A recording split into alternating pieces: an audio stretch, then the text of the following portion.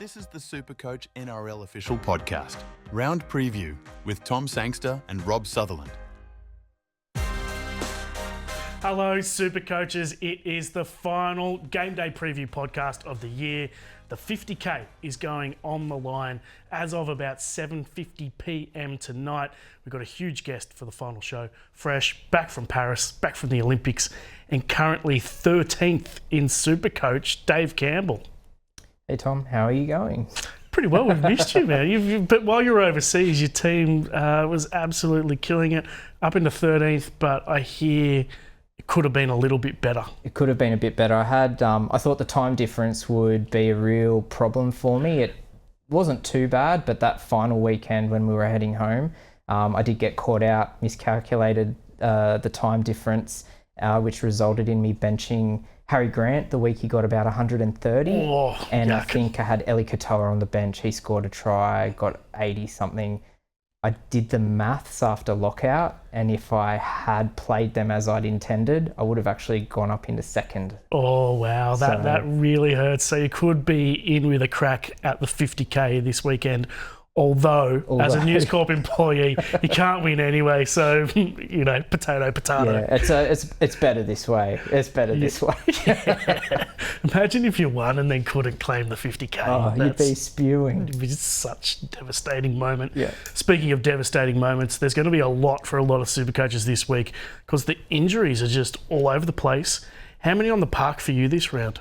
I had 19 until that late news yesterday that Dom Young's being rested. Yeah. So I've got 18, which I'm happy with, but a lot of people out there saying they've only got about 15, 16 people, so it's tough. No trades left. People just have no wiggle room. Yeah, I've got 17 on the dot, and that includes Danny Levi, who was actually okay on the weekend and got almost, I think, 40-odd points and got some attacking stats in there and started. But he's been playing off the bench mostly and getting scores in the teens or sometimes even single digits. So I'm banking on Danny Levi to do something, at least start this weekend. Well, he seems to be he likes a try. Yeah. So, and that should get him to at least 20. Yeah, and that's it. Send through your questions, guys. I'm just loading them up now. We don't have any questions yet, so send them through and you're a good chance of getting them answered for the final round of the year. Make sure you subscribe to our podcasts via Apple Podcasts, Spotify, or wherever you podcast. We'll take some burning issues for tonight. Payne Haas, I just had a look before, he's still the 8th most purchased player, even though he's not playing this week. So reverse that trade quickly. Yeah, it's bizarre. I saw that the other day as well, and I thought, it's been pretty well known that he's out, so I don't know why people are jumping on there. Especially with the Broncos, the way they are at the moment, they're just broken. I don't know if I could trust any Bronco, whether it's Payne Haas or not. So I think the Broncos will get smashed tonight, even though it's at Suncorp, given that they are depleted and the Storm are pretty close to full strength. There's no Pappenhausen, but they've picked all their fit players. So big pod options here at the Storm. Jerome Hughes, not a pod, but very popular this week. Could be your VC. You could even go straight C on him. Yeah, he's... it's a scary concept tonight, isn't it? Especially if you're a Broncos fan. If you had the trades and could load up on Melbourne Storm players, I think that's the team this week. They're the ones that could easily put on a cricket score, and your week is off to an absolutely flying start. Yeah, this is the matchup to target alongside the Spoon Bowl. I think there's going to be a lot of points in the Spoon Bowl as well, which is the Friday night, second game of the round. So 2 early games that you can target with VCs. Tonight, I don't have Grant and I don't have Hughes and I don't have Munster, and I'm worried about that, particularly Hughes, but I think I'm going to put the VC on Eli Katoa and hope he can jag a try. Yeah, I've got Grant, Jerome and Katoa tonight, so I'm hoping that they all find the try line. But yeah, Katoa, and especially, the Broncos have conceded a lot of points at that, in that part of the park. So I could see Katoa easily not just getting one, but maybe a couple. He could be in for a massive score to finish off the season. Yep, let's hope so. Only 2 questions in so far, guys. So send your stuff in.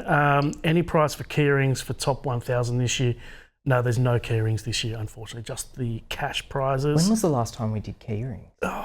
We did. It'd be like when we had KFC as the sponsor. I think we did it last year. Okay. Might not have been key rings. It might have been socks. But yes, I remember the socks. Either way, there was a prize. There was a prize for top 1,011. Not this year.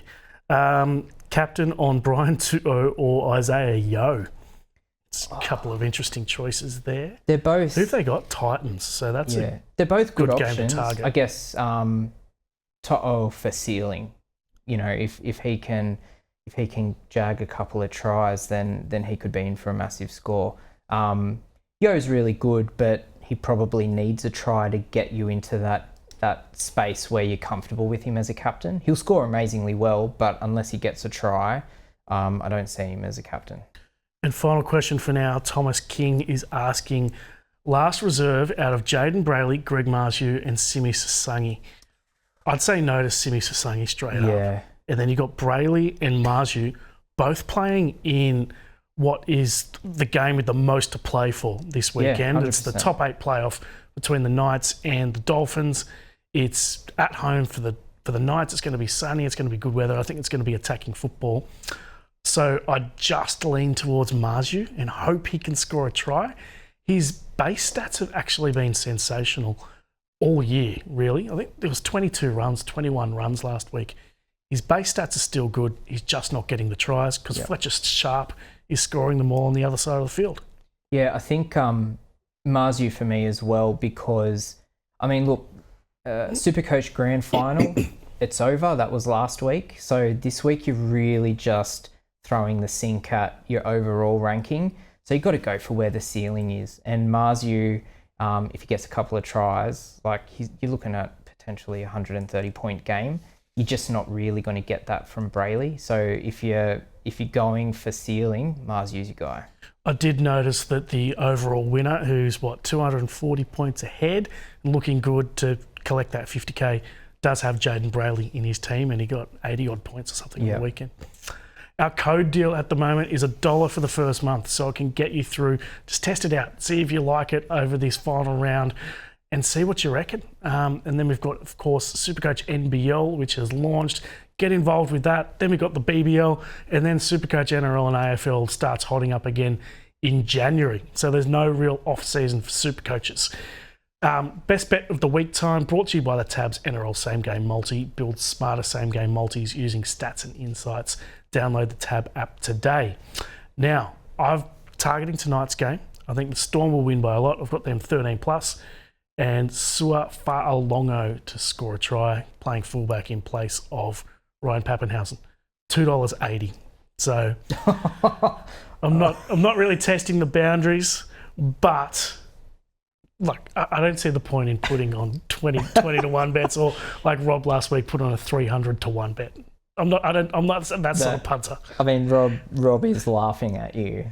He's chortling over there right now. Look, I've targeted tonight's game as well. I've got Melbourne to win by 13 plus, which I think they'll get easily. And then every person from Melbourne that's in my team to score a try. Yeah, so right. I've got Harry, Katoa and Jerome Hughes all to score a try, and that is paying $21. $21, that's not too bad. So I think it's a shot. Yeah, 2 different ways of approaching your punting this weekend. The only place to place those bets is on the Tab app. What is gambling really costing you? For free and confidential support, call that number on screen or visit the website. Now, pods. These are the guys who can set you apart in the final week. I've got a couple on my list here. I might start with Terrell May, who has been very up and down in SuperCoach. The reason he's been up and down is just because of minutes. Yep. When Maria Hargraves or, when their forward pack is close to full strength, May doesn't get the minutes and he's used as an impact guy. But they got Jared Maria Hargraves, Butcher and Radley all out this week. You'd expect some big minutes for Terrell May. His PPM is 1.36 for the season, which is pretty much unheard of. Haven't seen those sorts of numbers since the days of Andrew Fafita. Yeah, I think he was an auto emergency for me last week. Oh, nice, perfect. With an 86. Yeah. So I think if the minutes are there for him, he's a great score. And like you said, with the kind of players the Roosters are missing this week, he's a big chance of hitting those minutes. Pod? Yeah, I've got a couple. I've got Ronaldo Mulatalo. He's been named. Obviously, he was named a couple of weeks ago for the Sharks. Then he missed another week. He's named to start again this week. He's only in 11% of teams. He's a real hit and miss. But similarly to what I was saying about Greg Marzhew with the Knights just a couple of minutes ago, he's a ceiling player. A couple of tries from him, he could bang out a 100, 120 last week of the season. Go for it. I think he's a really good player to if it comes off, then you're laughing. Yeah, I don't hate it, but I'm not that into the matchup at Four Pines up against the Sea Eagles. It's a pretty important game for both teams, really, when you look at where they are on the ladder. I also like Micah Sevo in the Spoon Bowl. I reckon he could jag a couple of tries in that match, and he's not well owned at all. He's a real roughie. And the guy who I'm seriously considering bringing in this week as a pod play is Mark Nawonganitawazi from the Roosters, making his debut, the former Wallaby. I've got some stats on him. So he's only 470k. He's played 3 games in New South Wales Cup, averaging 173 metres, 5 tackle busts a game, 1 line break a game. There's 1 try assist in there and 2 tries as well. So stats pretty handy, and he's playing for the Roosters on Dom Young's wing. Dom Young being out is obviously a blow for SuperCoaches, but Nawonganitawazi is in a pretty good spot. Being a winger at the Roosters is good, even with the injuries they've got this week. It's just a shame he's playing this week and will potentially ruin his price for the start of next season. Exactly. Who else have you got as a pod? The other person I've got is Sua Fa'alongo at the Storm. He plays tonight. Ryan Pappenhausen out, so he's stepping into that fullback role. He's only in 6% of teams at the moment, and we've seen what he like. Even those last few weeks where he's been playing out on the wing for the Storm. Whenever he touches the ball, he makes stuff happen. So the fact that he'll be fullback, roving both sides of the park, he could be in for a massive score. A lot of people who had Tom Trbojevic are bringing in someone like Ponga. But if you want to go against the grain, and given the matchup tonight, I think he's a really, really good shot at a ton. Yeah, I don't hate that at all. I think that's a really good shout. Onto the no-go zone. This is the trade that doesn't make sense, the popular trade that I can't get behind. For me, it's Nicho Hynes, who I think returned a little bit slowly from injury. It's going to take him a little while to get back into it. And it's not an easy matchup for him against the Sea Eagles at Four Pines. I would definitely be going someone like Jerome Hughes up against the Broncos, depleted Broncos, in a full-strength team. I think he's a much better purchase than Nicho Hynes. Yeah, I mean, I love Nicho, but he just... If you have one negative thing to say about him, it's that he just doesn't seem to get up for those big games, those high pressure matchups. So I just don't know if I could go him this week for those same reasons. I think there's other options there who he could go out and absolutely smash out 150 points. That's always an option with Nicho, but I think it's risky. Yeah, I mean, he has probably been the best player in SuperCoach over the last, let's say, 3 seasons. But I think he definitely looked like he was easing back last week. Yeah. I mean, obviously the Sharks did change their attacking structure this year because they didn't want him to have to carry the whole team, the responsibility of the whole team's attack. And we definitely saw that have an impact on him. Still banged out some massive scores, but that change in structure coupled with the injuries he suffered this year as well, I think there's better options. Who's your no-go zone? A lot of people bringing in Dylan Brown, and he's not a bad option, but that I feel like it's a bit of chasing last week's points. Got 162 last week in that crazy game against the Dragons, but that's his only ton this year. Yeah, and he's outside of that. The closest he's come is 290s. He's been solid without being great. And so when you're looking at that position where you can bring in someone like Jerome Hughes, who's got a great matchup tonight against the Broncos, I'm just not I don't see Dylan Brown outperforming some of those other guys. I tend to agree. I own Dylan Brown, so I watch him probably closer than a lot of people. The matchup is good against the Tigers, but as you say, he's not a guy who goes huge. He doesn't get these big tons. He's a guy you bring in and you can bank on sort of 50 to 90 every single week. And it's very rare that he bangs out this 162 like he did on the weekend, which is probably his highest score ever in SuperCoach. And I mean, they played the Tigers early in the season. It was like quite early in the season, and he got, I think it was about 45 against the Tigers. That was the start of the season. Everybody's energetic and keen, and you know, this is for the wooden spoon basically. So the matchup could be better for him, but I still don't see it. His 3-round average coming into last week was 40. Yeah. Since Mitch Moses went down, he's essentially been stinking it up. So you've got to think previous to that last week's score, that's for sure. If you owned him last week, obviously you really enjoyed that 162-point haul, but I think that score's put some rose-coloured glasses over everyone else. Captaincy this week, Tedesco at 52%, really popular. For me, I can't go past Ponga at 25%. Tedesco, look, you can see two sides to this. Yes, with the injuries, he'll probably do more in that team. Also, the attacking output for the Roosters is probably a bit limited with all the injuries at the club. So I'm willing to take Teddy on. It's at Accor Stadium, so it's not at his favourite Allianz Stadium. It's against the Rabbitohs, who are stinking it up, but still there is this local rivalry that the Rabbitohs could get up for. For me, it's all on Ponga in a game that just means so much to him, and we know when Ponga's fired up and motivated, he always goes well. Yeah, I think Teddy, I mean, you never write him off, but I think you don't, obviously, I mean, they lost half their spine last week, you know, with those, you know, Sam Walker out, Brandon Smith out. Those are important positions to the attacking structure of a team, and they really lost their way. The back end of that game against the Raiders last week, Roosters were just going side to side and hoping something would happen. Obviously, they've replaced those players this week, but is it enough time for that attack to click back into what it needs to be? I think it's risky. And like you said, Ponga, 25% on captaincy at the moment, and finals are on the line. I can see Ponga demanding the ball because he'll feel he needs to make it happen for the Knights. And that could be a massive score. Yep, I'm really all over Ponga this week. Lomax at 2.4% is probably the real roughie if you need something crazy a bit later in the round.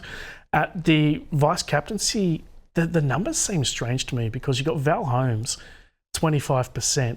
I think that's a bit of a hangover from last week when he had that good matchup up against the Doggies, who got the best defence in the comp, at Accor Stadium, which is where, you know, it's their home ground. I don't see the point in Holmes. I think you've got to switch that up to Jerome Hughes, probably, if you own him. Unfortunately, I don't, so I've got to go with Eli Katoa in tonight's game. Yeah, I mean, and we're seeing that the Cows aren't the best travellers.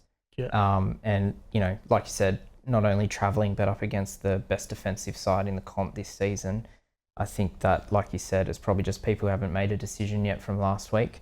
But, you know, Hughes there at 12%, I think that's bang on the money. Early game tonight. Great matchup against the Broncos. You could go anyone in that Storm side really as well. Yeah. If you've got Harry Grant, that's not a bad shout either. You know who I think is a decent pod is Nick Meaney. Probably kicking goals. Yeah. Centre, so could get some tries. And he hasn't scored a lot of recent tries, so he could be in for a bag tonight. Yeah. Plus kicking goals. He'll probably score 50 points alone in goals. He could. He honestly could. So I don't mind Nick Meaney as a purchase. Questions till the end of the show. Who has been your ray gun of the year? How do we define ray gun? Yeah, how do you define the biggest, that? What's that translate to in SuperCoach? Or the person with the craziest moves? Who's made I don't know. Who has been my biggest sort of disappointment? There were some early season disappointments that Deadwood that you just cut. Like Sam Hughes, I'd put in there. Sam Hughes is my ray gun. I still think Reagan was smart to do what she did because she knew she wasn't going to win. She just did something that was a bit out there, and now she's getting interviews on the project, presumably paid. She'll be on Dancing with the Stars. She'll be raking Yeah, it whatever in. network gets her, then you just see her on SAS Australia or something like that next year. Hey, she's probably going to make a fair bit of coin out of it. Good on her. Biggest regret of the year? I haven't really. Probably. I try to put those bad moments behind me. So just block them out. yeah. Oh, my biggest regret was captaining Garrick that week. He double HIA'd himself. Oh, yeah. Sorry, that's unfair on Garrick. He didn't double HIA himself. Christian Tuapoloto. But that was while you're watching your Dragons play that your captain went down. That was so many mixed emotions. Well, it went down twice. Yeah. That's my biggest regret, the week I captained him. Luke is saying Hughes for vice captain and Teddy for captain. Yeah, that seems like the most popular thing this week. And that's about it. Big thanks to everyone for watching this year. Big thanks to Dave, back from Paris and in 13th spot. So we'll eagerly wait and see how you finish up this year. Big luck to anyone in the top 10, particularly is it Bryce's boys coming number one, who is 240 points ahead. Good luck to everyone, and we will catch you next week, hopefully with a podcast with the winner. We'll see you then.